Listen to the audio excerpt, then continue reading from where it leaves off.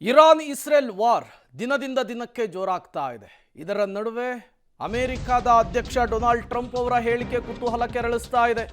ಇರಾನ್ನ ಪ್ರಮುಖ ನೈಸರ್ಗಿಕ ಅನಿಲ ಘಟಕಗಳ ಮೇಲೆ ಇಸ್ರೇಲ್ ದಾಳಿ ಬಗ್ಗೆ ನಮಗೆ ಗೊತ್ತೇ ಇಲ್ಲ ಅಂತ ಹೇಳಿ ವಿಶ್ವದ ದೊಡ್ಡಣ್ಣ ಅಮೆರಿಕ ಅಧ್ಯಕ್ಷ ಟ್ರಂಪ್ ಹೇಳ್ತಾ ಇದ್ದಾರೆ. ಸಾಮಾಜಿಕ ಮಾಧ್ಯಮ ಟ್ರುತ್ನಲ್ಲಿ ಟ್ರಂಪ್ ಪೋಸ್ಟ್ ಒಂದನ್ನು ಮಾಡಿದ್ದಾರೆ.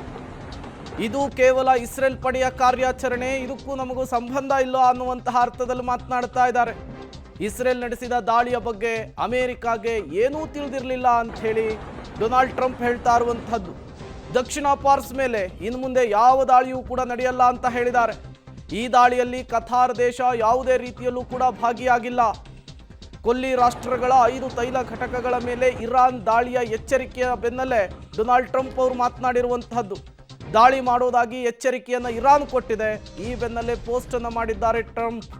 ಇರಾನ್ ಪ್ರತೀಕಾರದ ಬೆದರಿಕೆಯ ಹಿನ್ನೆಲೆಯಲ್ಲಿ ಈ ಪೋಸ್ಟ್ ಅನ್ನು ಡೊನಾಲ್ಡ್ ಟ್ರಂಪ್ ಅವರು ಹಾಕಿರುವಂಥದ್ದು. ನಿಜಕ್ಕೂ ಕೂಡ ಈ 2 ರಾಷ್ಟ್ರಗಳ ಯುದ್ಧದಲ್ಲಿ ಡೊನಾಲ್ಡ್ ಟ್ರಂಪ್ ಅವರ ನಡೆ ವಿಚಿತ್ರ, ವಿಭಿನ್ನ ಅನ್ನುವ ರೀತಿಯಲ್ಲಿದೆ.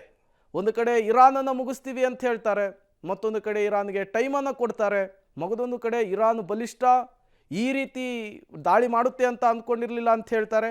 ಈಗ ಈ ರೀತಿಯ ಸ್ಟೇಟ್ಮೆಂಟ್.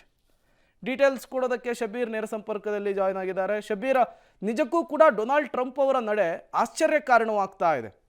ಒಂದು ಕಡೆ ಖಮೇನಿಯನ್ನು ತೆಗಿಬೇಕು ಅಂಥೇಳಿ ಯುದ್ಧಕ್ಕೆ ಎಂಟ್ರಿ ಕೊಟ್ವಿ ಅಂತ ಹೇಳ್ತಾರೆ. ಅದಾದ ಮೇಲೆ ಇರಾನ್ ಬಲಿಷ್ಠ ಅಂಥೇಳಿ ಇವರೇ ಆತಂಕದ ಸ್ಟೇಟ್ಮೆಂಟನ್ನು ಕೊಡ್ತಾರೆ. ಈಗ ನೋಡಿದರೆ ಇಸ್ರೇಲ್ ದಾಳಿಗೂ ನಮಗೂ ಸಂಬಂಧ ಇಲ್ಲ ಅನ್ನುವ ಅರ್ಥದಲ್ಲಿ ಪೋಸ್ಟನ್ನು ಮಾಡಿರುವಂಥದ್ದು. ಅಂದರೆ ಡೊನಾಲ್ಡ್ ಟ್ರಂಪ್ ಅವರ ಅಂಕೆಗೂ ಮೀರಿ ಈ ಯುದ್ಧ ಸಾಗ್ತಾ ಇದೆಯಾ ಅಂಥೇಳಿ ಶಬೀರ್? ಪ್ರೇಮ್, ನೋಡಿ, ಒಂದು ಅರ್ಥ ಆಗ್ತಾ ಇಲ್ಲ ಡೊನಾಲ್ಡ್ ಟ್ರಂಪ್ ಅವರ ವಿಚಾರದಲ್ಲಿ. ಒಂದು ಅವ್ರಿಗೆ ಅರಳು ಮರಳು ಶುರುವಾಗಿದೆಯಾ ಗೊತ್ತಿಲ್ಲ, ಅಥವಾ ಇಸ್ರೇಲ್ ಮತ್ತು ಅಮೆರಿಕದ ನಡುವೆ ಭಿನ್ನಾಭಿಪ್ರಾಯಗಳಿದಾವ ಅದು ಗೊತ್ತಿಲ್ಲ, ಅಥವಾ ಇರಾನ್ನ ಮೇಲೆ ಅಂದುಕೊಂಡಂಥ ಏನು ದಾಳಿ ಆಗಿದೆ ಅದು ಈಗ ಉಲ್ಟಾ ಆಗಿದೆ ಅನ್ನುವಂಥದ್ರ ಬಗ್ಗೆ ಅವ್ರಿಗೆ ಅರಿವಾಗಿದೆಯಾ ಅದು ಕೂಡ ಗೊತ್ತಿಲ್ಲ. ಆದರೆ ಡೊನಾಲ್ಡ್ ಟ್ರಂಪ್ ಕೊಡುವಂಥ ಹೇಳಿಕೆ ಪ್ರತಿ ಹಂತದಲ್ಲೂ ಕೂಡ ಭಿನ್ನವಾಗಿರ್ತವೆ.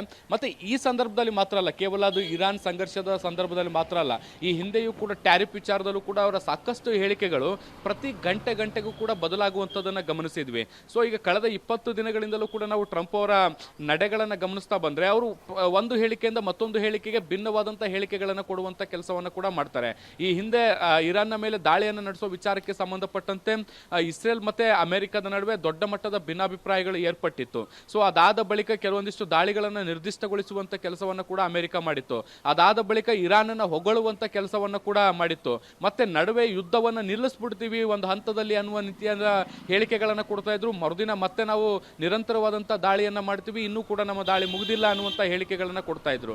ಈಗ ಮತ್ತೆ ಇಸ್ರೇಲ್ನ ಮೇಲೆ ದಾಳಿಯಾಗಿರುವಂಥದ್ರ ಬಗ್ಗೆ ನನಗೆ ಮಾಹಿತಿನೇ ಇಲ್ಲ ಅನ್ನುವಂಥ ನಿಟ್ಟಿನಲ್ಲಿ ಹೇಳಿಕೆಗಳನ್ನು ಕೊಡ್ತಾ ಇದ್ದಾರೆ. ಇನ್ನು ಗಲ್ಫ್ನಲ್ಲಾಗಿರುವಂಥ ಪ್ರಮುಖ ಬೆಳವಣಿಗೆಗಳ ಬಗ್ಗೆಯೂ ಕೂಡ ಸ್ಪಷ್ಟತೆ ಇಲ್ಲ ಅನ್ನುವಂಥದ್ದು ಕೂಡ ಗೊತ್ತಾಗ್ತಾ ಇರುವಂಥದ್ದು. ಸೊ ಅಮೆರಿಕದ ಅಧ್ಯಕ್ಷರಿಗೆ ಏನಾಗಿದೆ ಅನ್ನುವಂಥದ್ರ ಬಗ್ಗೆ ಒಂದು ಸ್ಪಷ್ಟತೆ ಇಲ್ಲ. ಅವರಿಗೆ ವಯಸ್ಸಿನ ಪ್ರಾಬ್ಲಮ್ನಿಂದ ಈ ರೀತಿ ಆಗ್ತಾ ಇದೆಯೋ ಅಥವಾ ಉದ್ದೇಶಪೂರ್ವಕವಾಗಿ ಇದು ವಾರ್ ಸ್ಟ್ರಾಟರ್ಜಿ ಅಂತ ಕರಿಬೇಕಾ ಗೊತ್ತಿಲ್ಲ. ಆದ್ರೆ ಅವರ ಹೇಳಿಕೆಗಳಲ್ಲಿ ಸಾಕಷ್ಟು ವ್ಯತ್ಯಾಸಗಳು ಬರ್ತಾ ಇರುವಂತದ್ದು ಮಾತ್ರ ಸ್ಪಷ್ಟವಾಗಿದೆ. ಥ್ಯಾಂಕ್ ಯು ಶಬೀರ್, ತಮ್ಮೆಲ್ಲ ಮಾಹಿತಿಗೆ ಧನ್ಯವಾದ.